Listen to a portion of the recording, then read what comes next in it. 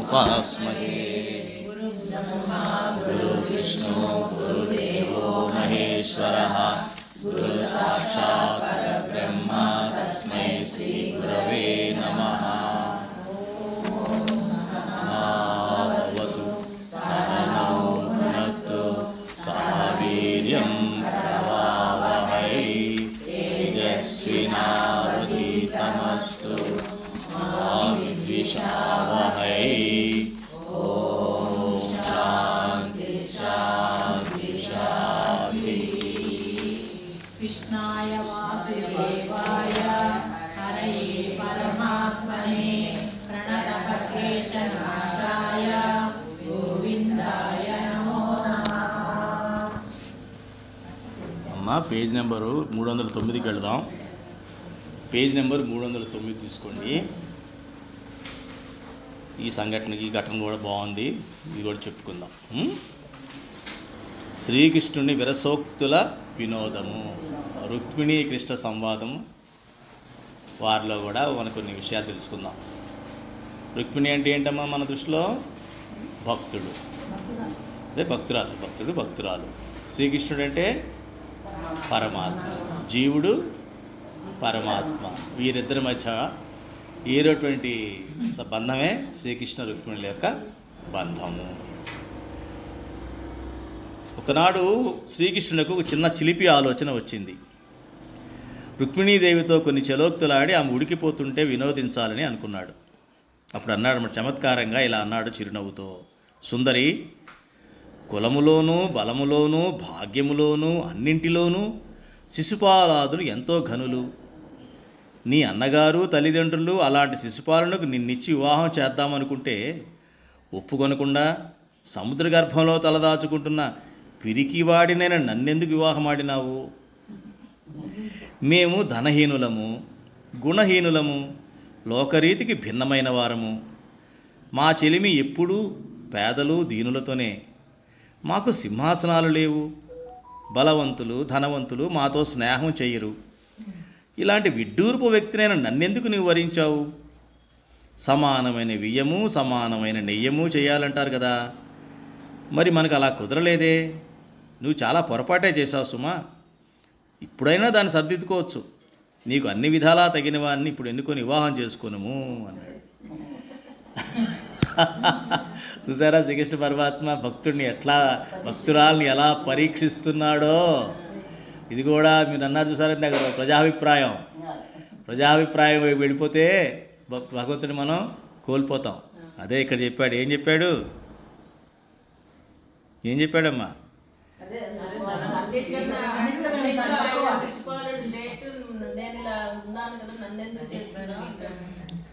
అదే ధనవంతులు బలవంతులు మాతో స్నేహం చేయరు,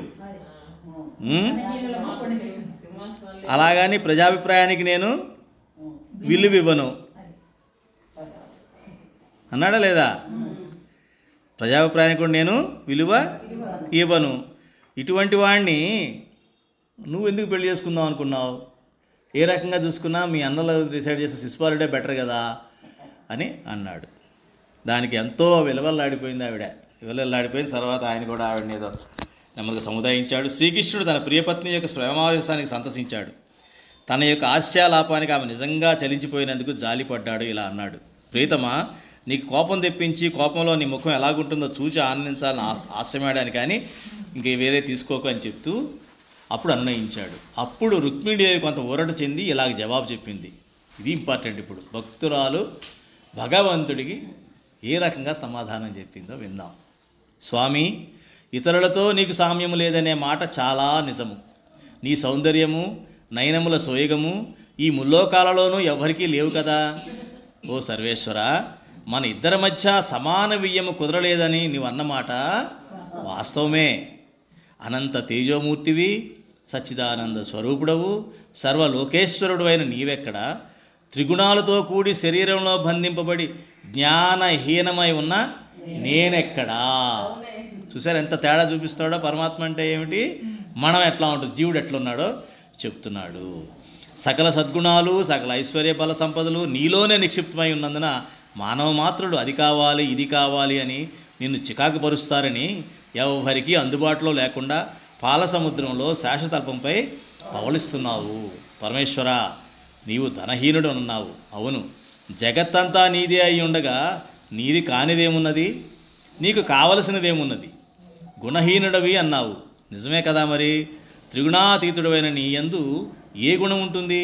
లోకాలన్నీ నీ నుండే ఉద్భవించడం చేత నీవు లోకులకు భిన్నమైన వాడివే గాని స్వామి, సర్వవ్యాపకుడైన నీ నుండి భిన్నమై ఉన్నదే ఏమున్నది? దీనులు నిరుపేదలు నీ కావలసిన వారు అన్నావు. అది కూడా సత్యమే. మరి నీవు దీనబాంధవుడవు, అనాథనాథుడవు కదా. చూసారా? కాబట్టి దీనుడిగా ఉంటేనే భగవంతుడు కనబడతాడు.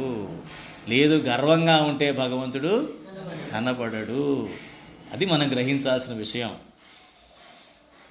బలవంతులు ధనవంతులను చెలివి చెయ్యరు, నిజమే.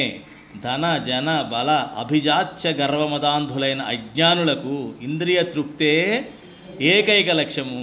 కానీ వారు సకల పురుషార్థ ప్రదాతమైన నిన్ను ఆశ్రయించరు. తామే సర్వశక్తిమంతులు అనుకుంటారు ఆ అహంకారులు. నీకు రాజరికపు సింహాసనాలు లేవు అన్నావు. నీవు రాజాధిరాజువు, సర్వలోక మహేశ్వరుడవు. ఈ క్షణ మాత్రముచే రాజులను రాజ్యాలను సృష్టించగలవు, నశింపజేయగలవు. నీవు సింహాసనాలతో ఏమి పని? భక్తుల హృదయాలే నీ సింహాసనాలు కదా. సర్వము త్యజించి నీ పాదారవింద ధ్యానంలోనే జీవితమంతా గడిపిన యోగీంద్రులకే నీవు అగోచరుడవు. ఇక సామాన్యుల ఊహకు నీవు ఎలా అందగలవు? వారు కర్మఫలాలను అనుభవిస్తూ కర్మలు చేస్తూ సంసార చక్రంలో పరిభ్రమిస్తూ ఉంటారు. ఇక నా విషయం చెబుతాను. చిన్నప్పటి నుండి నా మనసు నీయందే లగ్నమై ఉన్నది. నేను నీకోసమే జన్మించానని నా దృఢ విశ్వాసం. శివుడు, బ్రహ్మ, ఇంద్రాది దేవతలు కూడా నా దృష్టిని ఆకర్షించలేకపోయారు. ఇక ఈ దురహంకారులైన మానవాధీసులకు నా హృదయంలో చోటెలాగుంటుంది? నీ యొక్క పాదపద్మాల సౌభాగ్యమిట్టుదో నాకు తెలుసు. రాజాధిరాజులు, రాజర్షులు తమ సమస్త రాయ సంపదలను త్యజించి ఆహార నిద్రలు మాని సతతము ధ్యానించే ఆపాద పద్మాలను నేను స్వయంగా పూజించి సేవించే భాగ్యాన్ని కాదని క్షుద్రమైన రాజరికపు సుఖ సంపదలు కోరుకుంటానా అని చెప్పిన రుక్మిణి వాక్కులకు శ్రీకృష్ణుడు సంతోషించి ఇలా అన్నాడు. అది అంటే ఏంటనమాట? గమనించారా? భక్తురాలకి భగవంతుడికి మధ్య ఏ రకంగా ఉండాలి అంటే భగవంతుడి లక్షణాలని మనం గ్రహించితే ఒకసారి సరిగ్గా అర్థం చేసుకుంటే భగవంతుడి మహిమ మనకి తెలుస్తుంది. ఎప్పుడైతే భగవంతుడి మహిమ మనకు తెలుస్తుందో మిగతా పెద్ద మహిమగా అనిపించవు. అందుకే రుక్మిణికి అవేం మహిమగా అనిపించాయా? అనిపించలేదు కదా. ఆయన అన్ని పాయింట్స్ కరెక్ట్గా చెప్పాడు. నువ్వు ఏ రకంగా చూసినా నా ఉపయోగం లేదు, నాతో అసలు నీకు సుఖమే ఉండదు అని చెప్తున్నాడు. ఎందుకు సుఖం ఉండదు అన్నాడు? ఏ ఆడపిల్ల అయినా సరే పెళ్ళైన తర్వాత వేరే ఇంటికి వెళ్ళిందంటే ఏం కోరుకుంటారో వాళ్ళ తల్లిదండ్రులు? కనీసం మన ఇంట్లోలా కట్టించుంటే చాలు, మన ఇప్పటివరకు పెరిగినట్టు ఈ అమ్మాయి మన ఇంట్లో పెరిగినట్టన్నా పెరిగి ఇంకొంచెం ఉన్నత స్థాయిలో ఉంటే చాలు అని ఇస్తారు ఆడపిల్ల. అవునా కదా? అలాగే ఏమనుకుంటారు మానవ జీవి, ఏమనుకుంటాడు ఎవడన్నా సరే అదే సుఖం కంటిన్యూ అయితే చాలు అనుకుంటాడు. కానీ అన్నీ అసలు ఏమీ లేని ఇంటికి వెళ్తానంటే ఎవరన్నా ఒప్పుకుంటారమ్మా? అయ్యే పని అది. ఎప్పుడు కూర్చుంది అది? ఆ మహిమ తెలిసినప్పుడు వాళ్ళు అది కోరుకుంటారు. కానీ మహిమ తెలియనప్పుడు ఉండదు, అదే ఉచ్చులో పడతారు. అంటే ఇప్పుడు రాగి ఉచ్చు ఉంది కాబట్టి తర్వాత బంగారు ఉచ్చులో పడతారు. అది మొత్తానికి అది ఉచ్చే, ట్రాపే అది. కానీ అదేమో బంగారంతో చేయబడి ఉంటుంది, ఇదేమో రాగో ఇనుమో ఉంటుంది ప్రస్తుతం. ఈ ఇనుము నుంచి దాంట్లోకి తోసేస్తారనమాట. అన్ని గ్రహిస్తుంది ఇప్పుడు మన భక్తుడైనప్పుడు. ఈ భక్తుడిగా మారిన భక్తురాలుగా మారిన జీవాత్మ అప్పుడు అలా గ్రహిస్తుంది. ఏదైతే ఏముందో అది కూడా బంగారు పుచ్చే అని చెప్పిందనమాట. చెప్పి తన యొక్క మహిమని ప్రతిదీ కూడా వర్ణించుకుంటూ చెప్పింది అనమాట. అందుకని నేను నా మనసులో నిన్ను స్థాపించుకున్నాను. అది కూడా ఇంపార్టెంట్. భక్తులు కానీ ఈ జీవాత్మ భక్తుడిగా భక్తురాలుగా మారినప్పుడు మనస్సులో ఇంక ఎటువంటిది వేరే ఏది కూడా చింత ఉండదు, అన్యన్య చింతన ఉండకూడదు. భగవంతుని రూపం ఒక్కటే మనసులో ప్రతిష్ఠితమై ఉండాలి. అలా ప్రతిష్ఠితమై ఉంటే పరమాత్ముడే వచ్చి చేయబట్టుకొని తీసుకువెళతాడు. లేకపోతే పరమాత్మ వచ్చే అవకాశం లేదు. అది చాలా ఈ సంభాషణ ద్వారా మేము చెప్పదలుచుకున్న విషయం అది. నెక్స్ట్ వేరే దానికి వెళ్దాం. ఇంకో ఘట్టం. ఇంపార్టెంట్ ఏమో అన్నీ అనవసరం కదా. ఇవి చదువుకోవచ్చు, మీరు చదువుకున్న అర్థం అవుతాయి ఇవన్నీ. కర్మ సూక్ష్మం ఉన్నది నేను చెప్తున్నాను. శిశుపాలుడు 326.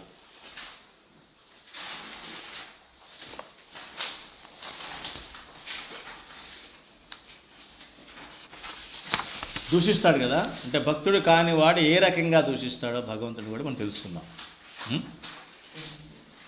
అంటే తిట్ల గురించి పెద్ద చెప్పక్కర్లేదు. తిట్లు అంటే కోపం వస్తే తిట్టేయడం అన్నది అందరికీ అలవాటుగా సాధనలో భాగమే కాబట్టి దాని గురించి ప్రత్యేకంగా చెప్పాల్సిన పని ఉండదు అనుకుంటాను. అయినా ఒకసారి చెప్పుకుందాం.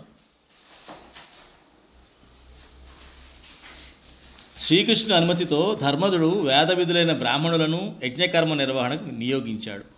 వేదవ్యాసుడు, కశ్యపుడు, భరద్వాజుడు మొదలైన మునీశ్వరులు, ద్రోణకృపాది గురువులు, భీష్మ, ధృతరాష్ట్ర, విదురాది కురువృద్ధులు, దుర్యోధనాది బంధుజనులు, సమస్త రాజులు, బ్రాహ్మణులను, ప్రజల్లోని ప్రముఖులను ధర్మజుడు ఆహ్వానించాడు. యజ్ఞభూమిని బంగారు నాగళ్లతో దున్నించి బంగారు పాత్రలో పరికరాలను ఏర్పాటు చేశారు. యుధిష్ఠిరుడిని యజ్ఞదీక్షితునిగా చేసి శాస్త్ర విధానం ప్రకారం సకల కార్యకలాపాలు నిర్వహిస్తున్నారు. ధర్మజుడు భూపతులు తెచ్చి ఇచ్చే కానుకలను స్వీకరించడానికి దుర్యోధనుడిని నియోగించాడు. బీదలకు, యాచకులకు దానాలిచ్చే పనిని కర్ణునికి అప్పచెప్పాడు. పంటల పర్యవేక్షణను భీమసేనుడికి అప్పగించాడు. శ్రీకృష్ణుని పరిచర్యలను, అతిథి సత్కారాల పర్యవేక్షణను అర్జునుడిని చూసుకోమన్నాడు. యజ్ఞ సామగ్రిని సమకూర్చడానికి నకులుని నియమించాడు.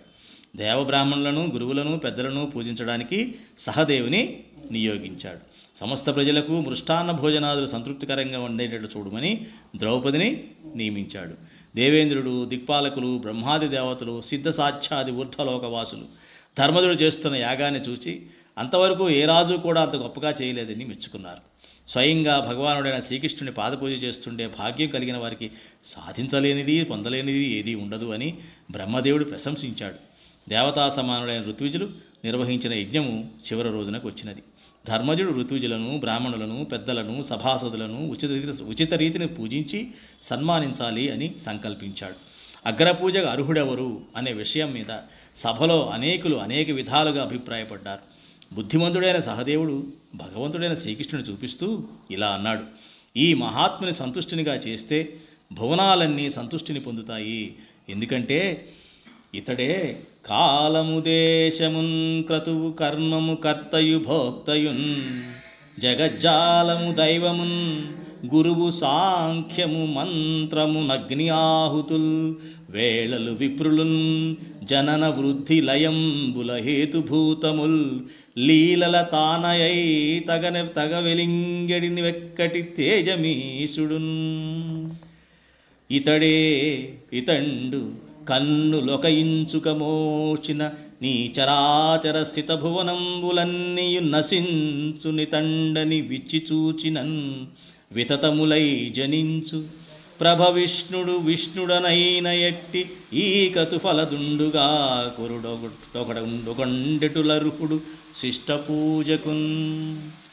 ఈ పురుషోత్తమున్ జగదధీసునంతుని సర్వశక్తున్ చిద్రూపకు నగ్రపూజ బరితోషితుజేయ సమస్త లోకముల్ వే పరితుష్టి పొందు పృథివీవర.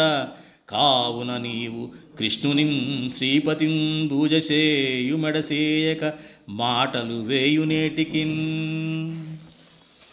కాలము, దేశము, యజ్ఞము, కర్మము, కర్త, భోక్త, విశ్వము, దైవము, గురువు, జ్ఞానము, మంత్రము, అగ్ని, ఆహుతులు, వేళలు, విప్రులు, సృష్టి, స్థితి, లయ, కారణము సర్వము తానే ప్రకాశించే ఏకైక దివ్య స్వరూపుడు ఈశుడు ఇతడొక్కడే. ఇతడు కొంచెం కన్నులు మూసుకుంటే ఈ చరాచర భువనాలన్నీ నశిస్తాయి. కన్నులు విప్పి చూస్తే మళ్ళీ అవన్నీ జన్మిస్తాయి. ప్రభవిష్ణువు, మహావిష్ణువు అయినట్టు ఈ యజ్ఞఫలదాత కాకుండా ఈ అగ్ర పూజ అందుకోవడానికి ఇంకెవరికి అర్హత ఉన్నది? ఈ పురుషోత్తముని, జగదీశుని, అనంతుని, సర్వశక్తుని, చిద్రూపిని అగ్రపూజతో సంతోషింపజేస్తే భువనాలన్నీ పరితుష్టిని పొందుతాయి. అందుచేత ఓ మహారాజా, ఆలస్యము చేయకుండా నీవు శ్రీపతి అయిన శ్రీకృష్ణునే పూజించు. ఇక ఇన్ని మాటలు ఎందుకు అని చెప్పగా మునులు, సభాసదులు హర్షధ్వానాలు చేసి బాగు బాగు అని మెచ్చుకున్నారు. తన ఆంతర్యంలోని మాటనే తమ్ముడు చెప్పినందుకు, సభాసదులందరూ ఆమోదించినందుకు ధర్మనందనుడు మిక్కిలి ఆనందించాడు. శ్రీకృష్ణుని పాదాలను భక్తితో కడిగాడు. కుంతీమాత, పాండవులు, ద్రౌపది ఆ పాదతీర్థాన్ని శిరస్సుపై చల్లుకున్నారు. బంగారు వస్త్రాలతోనూ రత్న కనకరాశుల కానుకలతోనూ శ్రీకృష్ణుని సన్మానించారు. దేవదేవుని దివ్య శోభను అక్కడ చేరి ఉన్న మునులు, రాజులు, పుణ్యాత్ములు, ప్రజలు కన్నుల పండుగగా వీక్షించారు. వైకుంఠం ఎలాగుంటుందో ఎవ్వరికీ తెలియనందున ఇక్కడే వైకుంఠ దర్శనాన్ని అనుగ్రహించిన శ్రీకృష్ణ పరమాత్మను హృదయంలో నింపుకొని పూజించి ధ్యానించి నా జన్మ ధన్యమైంది అని ప్రతి ఒక్కరూ బ్రహ్మానందాన్ని అనుభవించారు. దేవతలు ఈ అపూర్వ దృశ్యాన్ని తిలకించి జయ జయ ధ్వానాలు చేశారు. గంధర్వులు గానం చేశారు. ఇంతటి శుభ సంతోష సమయంలో ఆ దివ్య వైభవ శోభను చూచి ఓర్వలేక దమఘోషపుత్రుడైన చేదిరాజు శిశుపాలుడు లేచి సభాసదులందరూ వినేటట్టుగా ఇలా దురుసుగా మాట్లాడాడు. ఆహా, ఏమీ వైపరీత్యము! ఇంతమంది జ్ఞానవృద్ధులు ఉన్న ఈ సభలో ఏమీ తెలియని పసివాడైన ఈ సహదేవుడేదో చెప్పాడని మహామహులు, లోకపూజ్యులు, పరమయోగీంద్రులు, శక్తి సంపన్నులు, రాజులు ఇందరూ ఈ సభలో ఉండగా వివేకహీనుడైన ఈ గొల్లవాణిని అగ్రపూజకు అర్హుడని ఎలాగ నిర్ణయించారు? ఇతడు ఎలాంటి వాడో మీకు తెలియదు కాబోలు.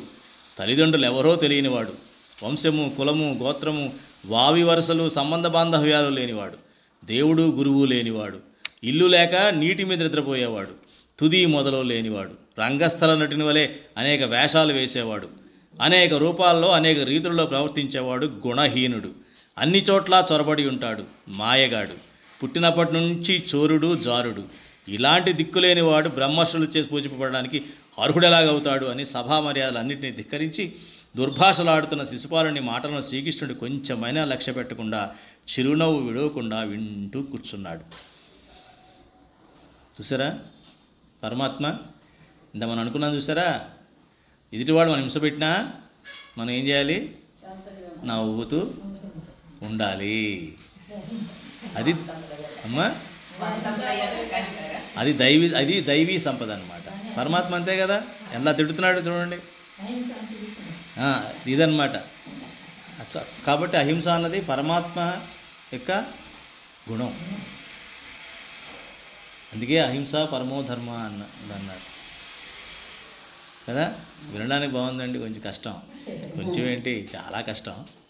కానీ ఎప్పటికైనా ఆ లక్షణం వస్తే తప్ప ఈ జీవుడు ముక్తిని పొందలేడు. ప్రీపెయిడా పోస్ట్ పెయిడా మనం ఆలోచించుకోవాలి. తెలిసి దాన్ని అదుపులో పెట్టుకుంటే ప్రీపెయిడ్ ఇబ్బంది ఉండదు, అన్నీ ఇప్పుడే తుడిచిపోతాయి. పోస్ట్ పెయిడ్ అంటే ఈఎంఐలు తెలుసు కదా, నెల నెల ఎంత కడుతూ ఉంటాం. ఆ వస్తువు మనదే కానీ మనది కాదు, అది కడుతూనే ఉండాలి. అదే రకంగా ఒక్కొక్క ఈక్వల్లీ మంత్లీ జన్మలీ ఇన్స్టాల్మెంట్లు, ఈజేఐ, ప్రతి జన్మకి కొంత కట్టుకుంటూ జన్మలు ఎత్తుకుంటూ ఉండాలి. అది పరమాత్మ. చూసారా, అది ఆ లక్షణం మనం సాధన చెయ్యాలి. మనం ఏం చేయకల్లా నాకు ఇలా ఉండాలి స్వామి అంటే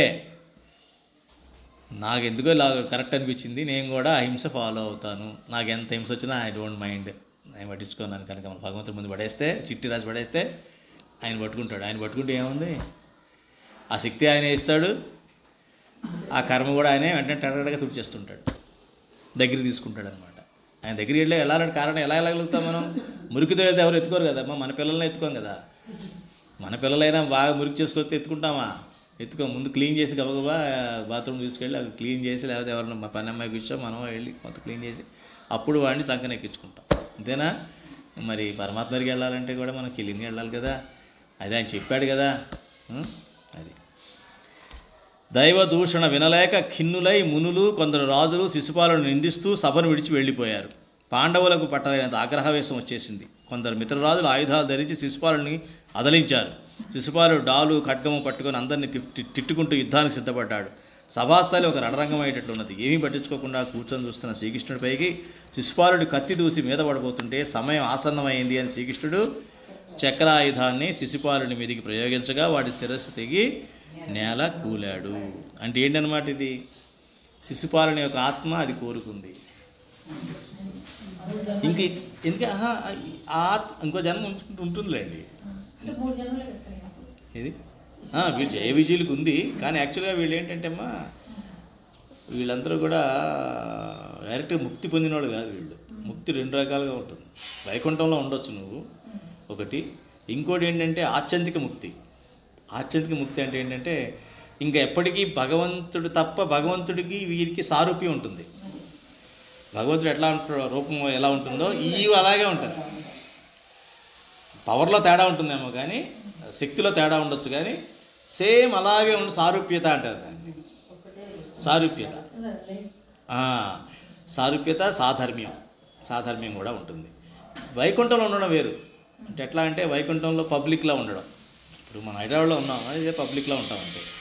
అదే రాజ్భవన్లోనో అక్కడ ఉన్నాం అనుకో, అది వేరే, ఆ ప్రివిలేజ్ వేరు, అవన్నీ వేరేగా ఉంటాయి. అది ముక్తి. అలాగే జయవిజయులు కూడా వైకుంఠంలో ఉన్నారు కదా, బయట ఉన్నారా? వైకుంఠంలో ఆయన ద్వారపాలకులుగా ఉన్నవాళ్లే కదా వీళ్ళంతా. ముందు జన్మలో వీళ్ళందరూ ఒకటే కదా, ఉన్నవాళ్లే కదా. మరి ఎందుకని వాళ్ళు పడిపోయారు? భగవంతుడి యొక్క భక్తుల్ని వాళ్ళు అపహాస్యం చేశారు. సనందాదుల్ని, వాళ్ళు బాలుడుగా ఉంటారు కదా, పిల్లలుగా ఉంటారు ఇప్పుడు కూడా. వాళ్ళు వచ్చి వాళ్ళని చూసి నవ్వారు అనమాట. వాళ్ళని ఇదేంటి అని చెప్పేసి నవ్వేటప్పటికి వాళ్ళు చేపించి వాళ్ళే విముక్తి కూడా ఇచ్చారనుకోండి. సో ముక్తి 2 రకాలు. ఆత్యంతిక ముక్తి వేరు. ఆత్యంతిక ముక్తి అంటే ఇక మీరు ఏమి కోరుకోరు. మోక్షం కూడా, ముక్తి కూడా మనం కోరుకోం. భగవంతుడి యొక్క అంతే సాన్నిధ్యమే కోరుకుంటాం. భగవంతుడి సాన్నిధ్యం తప్ప ఇంకేమీ అది కూడా కోరుకోం. భగవంతుడు బాగుంటే చాలు, భగవంతుడు చెప్పింది నేను చేస్తే చాలు. భగవంతుడు చూస్తూనే ఉంటాం. ఆయన ఎటు చూస్తున్నాడా, ఎటు వింటున్నాడా, ఏం మాట్లాడుతున్నాడా, ఆయన ఏం తింటున్నాడు, ఇదే అందులోనే మనకు ఆనందం వచ్చేస్తూ ఉంటుందన్నమాట. మన పిల్లలకి అంతే కదా, పిల్లలకి ఏం చేస్తున్నా మనకు ఆనందంగానే ఉంటుంది. ఏముంటుంది, వాళ్ళు ఏం చేస్తున్నా మనకెందుకు ఆనందం, అలా అనమాట. అట్లాగే భగవంతుడికి ఏం చేసినా సరే భక్తుడికి ప్రతిదీ ఆనందంగా అనిపించి మురిపంగా ఉంటాడు. అది ఆత్యంతిక ముక్తి. ముక్తి అన్నదంటే మీరు చెప్పినట్టుగా గుణాతీత స్థితికి వెళతాడు. గుణాస్థితికి వెళ్ళి భగవంతుడి దగ్గరే ఉంటాడు వైకుంఠంలో. దాన్ని ఏమంటే నిరాన్న ముక్తులు అంటారు. వాళ్ళు అన్నం తినాల్సిన పని లేదు, నిరాన్న ముక్తులు అంటారు. ఆకలి తప్పులు అలాంటివి ఏమంటారు. శ్వేతద్వీపంలో ఉంటారు వాళ్ళు. ఫస్ట్ వెళ్ళే శ్వేతద్వీపానికి మామూలు ముక్తి ఇచ్చిన ప్రతి వాళ్ళని సరే ఉండాల్సింది శ్వేతద్వీపంలో ఉంటారు. హంసలు అంటారు చూసారా, హంసల్లా ఉంటారు అంటారు. ఈ ఆత్యంతిక ముక్తికి వెళ్ళేవాడు అద్వితీయం. అది కూడా దానికి వెళితేనే కరెక్ట్ యాక్చువల్గా. కాబట్టి మనం ఏంటంటే మనం భగవంతుడిని తిట్టినప్పుడు కూడా ఆ ఆత్మ ఏం చేశాడు ఇక్కడ, శిశుపాలుడు ఆత్మ ఇంతగానే ఎదగదు, ఇక అయిపోయింది. ఆ ఆత్మకి భూమి మీద ఇంక ఎటువంటి ఛాన్స్ లేదు. ఇంక వదిలేసినా కూడా ఇంతే, అది వేస్ట్. ఇక్కడ ఇంకా ఎందుకు వేస్ట్ అంటే అర్థం ఏంటి, ఆత్మకి వేస్ట్, భగవంతుడికి కాదు. ఎందుకని దాన్ని ఇంప్రూవ్ చేసుకోవడానికి అదేం కృషి చేయట్లా. ఒక ఏంటంటారు, స్థిరమైన అభిప్రాయంతో ఉండిపోయింది అంతే. భగవంతుడు ద్వేషిస్తూ ఉండిపోయి అన్నాడు ఉంటా భూమి మీద, ద్వేషిస్తూ త్వరగా చాప్టర్ క్లోజ్ చేసేస్తే అది కనీసం నెక్స్ట్ జన్మలో మళ్ళీ మొదలు పెడతాడు. ఆ ఆత్మ నెక్స్ట్ దీని తర్వాత సీరియల్ అనమాట. ఇప్పుడు కూడా నెక్స్ట్ జన్మ ఎప్పుడు దీని కంటిన్యూటీ ఉంటుందమ్మా. కంటిన్యూటీ అంటే ఏంటి, లాస్ట్ చనిపోయే టైంలో మన మనసులో ఏదైతే గాఢమైన విశ్వాసం ఉంటుందో అది పుట్టేస్తాడు వాడు. అది పుట్టేసేసి అక్కడ కంటిన్యూటీ ఉంటుంది అన్నమాట. అది నేను ఎందుకు చెప్తానంటే ఆత్మ అమ్మా అదే 100 తప్పులు అంటే దాని అర్థం అదే, పాపాలు అంటారు కదా. పాపాలంటే ఏంటంటే మనం పోస్ట్ పేడ్కి ఇష్టపడుతున్నాడు బాగా.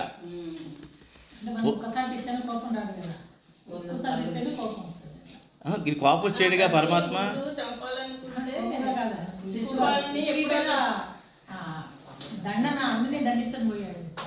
అదేనమ్మా ఆవిడనేది మన తప్పుల వరకు ఒప్పుకున్నారు కదా అంటే పరమాత్మకి ఆమె కోపం రాదు, ఎవరి మీద కోపం ఉండదు, ప్రేమే ఉంటుంది. నేను చెప్తుంది అదే, మీకు అర్థమవుతుందో లేదో. ఆ ఆత్మకి అక్కడ క్లోజ్ చేయకపోతే అనవసరం. మేలు చేయాలంటే అక్కడ క్లోజ్ చేసేయాలి, ఆత్మని ముక్తి ఇచ్చేయాలి. అంటే 100 పాపాలు చేశాడు, 100 పాపాలు చంపాలనుకుంటే లేదు చంపొద్దు, రక్షించంటే సరే లేదు చంపకుండా ఉంటాను 100 వరకు చంపాను, 100 అదేనమ్మా నేనేది అదే. 100 పాపాలకి కారణం ఏంటంటే ఆ ఆత్మకి అంతవరకు పరమాత్మ అలౌ చేశాడు. ఇప్పుడు మనం కూడా అంటాం కదా, భూమి మీద ఇంతమంది పాపాత్తున్నారండి, వాళ్ళందరూ బ్రహ్మాండంగా బతికేస్తున్నారు, ఏంటో మంచిగా ఉన్నాడు, ముందు పోతున్నారు, ఇదే అంటూ మనం కూడా అంటూ ఉంటాం, చాలాసార్లు అంటూ ఉంటాం. అందుకే వాళ్ళకి 100 పాపాలు ఉన్నాయి ఇంకా. పరమాత్మ ఇంకా టైం ఇవ్వలా. ఈ లోపు వాడు సత్సంగానికి వచ్చి అది కూడా ఛాన్స్ కింద వాడుకున్నాడు ఎవడన్నా అంటే పశ్చాత్తాపం చెంది ప్రాయశ్చిత్తంగా చేసుకుంటూ. ఇప్పుడు అంతే కదమ్మా, కిరాతకుడు ఎవరు, మన వాల్మీకి ఎవరు, కిరాతకుడే కదా, రామాయణం రాసిన ఆయన. మరి ఎంత అలా మారిపోయాడు, ఎలా మారిపోయాడు? ఒక నారద మహర్షి యొక్క దీంతో మారిపోయాడు. ఎందుకని? ఇంకా శరీరంలో ఉండగానే ఆయనకి పూర్వజన్మ సంస్కారం వల్ల ఆ ఆత్మకి ఇమీడియట్గా జ్ఞానోదయం వచ్చేసింది. ఎవరు? అవన్నీ ఉంటాయిలమ్మా. అది ఋషి కొడుకు. అదే చెప్పిన పూర్వజన్మ సంస్కారాలు ఉండబట్టి ఆయన కంటిన్యూటీ వచ్చింది. ఋషి కొడుకు అని కాదు. ఆ ఋషి కొడుకు ఎలా ముందు పుట్టాడు, అంత ముందే ఆయన వేదాలు అయిన ఉన్నాయి కదా, ఆయనకి తెలుసు. ఆయనకి పెంచారని కాదు, ఇవన్నీ కథలమ్మా, అవి కాదు. అవన్నీ మీరు రకరకాల కథలు ఉన్నా ఆ కథ మీద ఎక్కువ ఫోకస్ చేయొద్దు. కథ మీద ఫోకస్ అయితే సినిమా అవుతుంది, అది సత్సంగం అవుతుంది. గుర్తుపెట్టుకోండి. ఎందుకంటే ధర్మ సూక్ష్మాలు తెలుసుకోవాలి మనం ఎప్పుడు కూడా. కథ కోసం తెలుసుకున్నాం అనుకోండి, పాత్రలో పాత్రధారి మైండ్లోకి వచ్చేసిందంటే తప్పిపోతుంది, ధర్మం దారి. మనం ఈ ధర్మ సూక్ష్మం తెలుసుకోం. ఎందుకంటే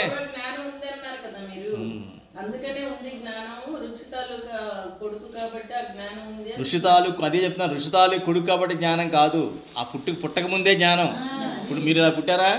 మీరు ఇలా పుట్టడానికి మీ పాత పూర్వజన్మ జ్ఞానంతో పుట్టారు మీరు. అర్థమైందా? మీరు మీరు మీరు అందరూ అయితే పూర్వజ్ఞానం జన్మ జ్ఞానం స్టోర్ చేసుకుని పుట్టారు. అది పూర్వజన్మ సంస్కారం అంటే. అందరికీ ఉంటాయి సంస్కారాలు. ఆత్మన ప్రతిదానికి సంస్కారం ఉంటుందమ్మా. సంస్కారం చెడు సంస్కారమా మంచి సంస్కారం అన్నది కాదని చెప్పేది. ఒక సంస్కారం అనేది ఉంటుంది. ఆ సంస్కారాన్ని బట్టి ఇక్కడ ప్రవర్తిస్తూ ఉంటుంది ఈ భూమిపైన. ఆ ప్రవర్తిస్తూ తన దాన్ని తెలుసుకొని నెమ్మదిగా ఈ సత్సంగాలకు వచ్చి భగవంతుడు తెలుసుకునే ప్రయత్నం చేసినప్పుడు ఆ మంచి సంస్కారాలు అబ్బుతాయి. అక్కడి నుంచి సంస్కారాలు ఏమన్నా కూడా అయిపోయి మళ్ళీ సంస్కారాలు అబ్బుతాయి. ఎలా అబ్బుతాయి? ఆల్రెడీ జన్మలో ఉన్నాయి వాడి, అవి డామినేట్ చేస్తాయి. ఎలాగైతే మీరు చెప్పిన వాల్మీకి ఎలాగైతే నారద మహర్షి తగలంగానే పాత సంస్కారం బయటపడిందో, అలాగే మనందరికి కూడా సత్సంగాలకి వాటికి వెళ్ళి పరమాత్మ యొక్క ధ్యానించినట్లయితే మనకు కూడా పాత మంచి సంస్కారాలన్నీ బయటకు వస్తాయి. బయటకు వచ్చి మనం కూడా ముందుకెళ్తాం. మనం అంటే ఆత్మ. ఏమ్మా ఇది? అది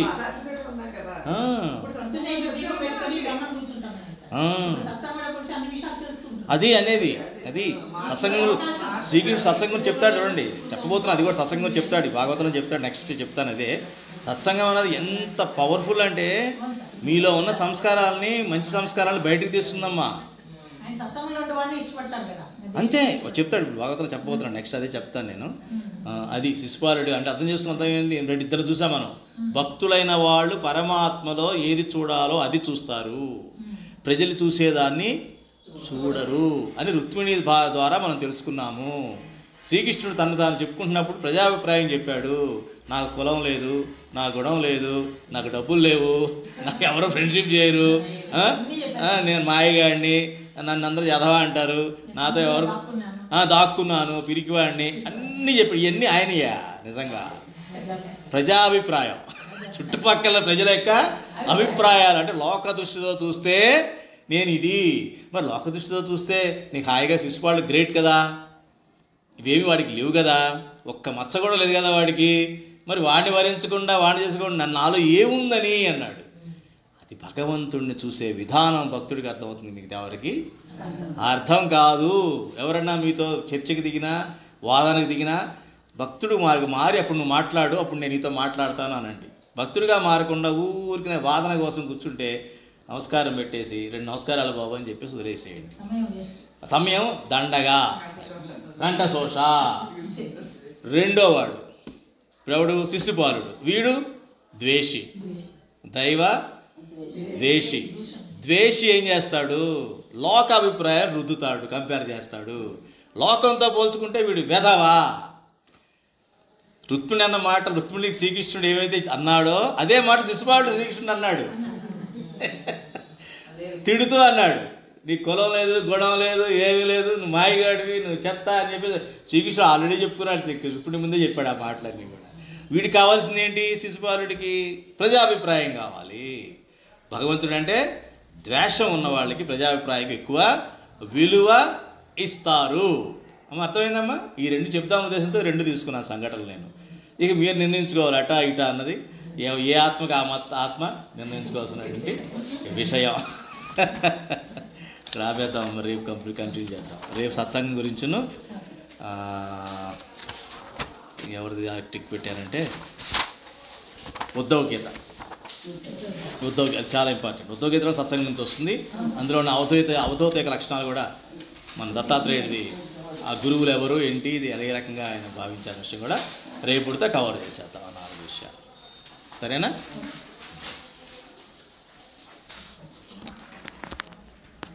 యదక్షరం పదం ప్రశ్న